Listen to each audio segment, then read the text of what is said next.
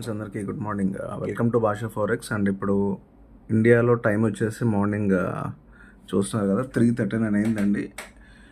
Asian market open అయిందన్నమాట. So నేను just chart open చేసి చూశాను. ఇది సిచ్యువేషన్. జస్ట్ చూడండి, ఒక్క సింగిల్ క్యాండిల్ అనేది ఎంత మూమెంట్ వచ్చింది. ఓకే, అప్రాక్సిమేట్లీ చూసుకుంటే కనుక మీకు 90 పాయింట్స్ అంటే అప్రాక్సిమేట్లీ 9,000 పిప్స్ అనేది మూమెంట్ వచ్చిందన్నమాట. మరి ఇలాంటి హెవీ క్యాండిల్స్ పడినప్పుడు మనము ట్రేడ్ అనేది తీసుకోవచ్చా అనేది చాలామందికి డౌట్ ఉంటుంది. ఎప్పుడైతే మీకు హెవీ మూవ్స్ అనేవి వస్తున్నాయో ఇవన్నీ కూడా ఇంపల్స్ మూవ్స్ అండి. ఇది యాక్చువల్లీ ఏంటంటే మండే మార్కెట్ ఓపెన్ అయినప్పుడు చాలా హ్యూజ్ మ్యానిపులేషన్ ఉంటుంది, పెండింగ్ ఆర్డర్స్ ఉంటాయి. అవన్నీ ఒకేసారి ట్రిగ్గర్ అవ్వడం వల్ల ఏంటంటే ఇంత హ్యూజ్ మూమెంట్ వస్తుంది.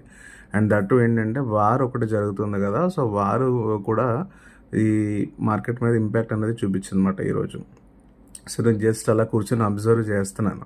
సో ఇలాంటి మూమెంట్లో మనం ట్రేడ్ తీసుకోవచ్చు అంటే నో అంటే నో, తీసుకోకూడదు.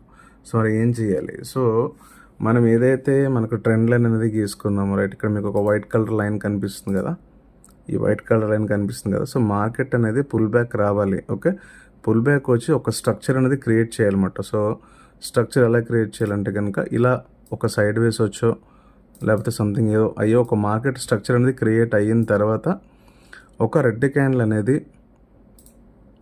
క్యాండిల్ ఈ ప్రీవియస్ లోస్ని బ్రేక్ చేసి ఇలాగ విక్తో కనుక క్లోజ్ అయితే అప్పుడు మనకి నెక్స్ట్ సెల్ ఎంట్రీకి మనకు ఒక ఆప్షన్ అనేది దొరుకుతుంది. సో అప్పటి వరకు ఏం చేయాలంటే ఏం చేయకూడదు, ఖాళీ కూర్చోవాలంతే.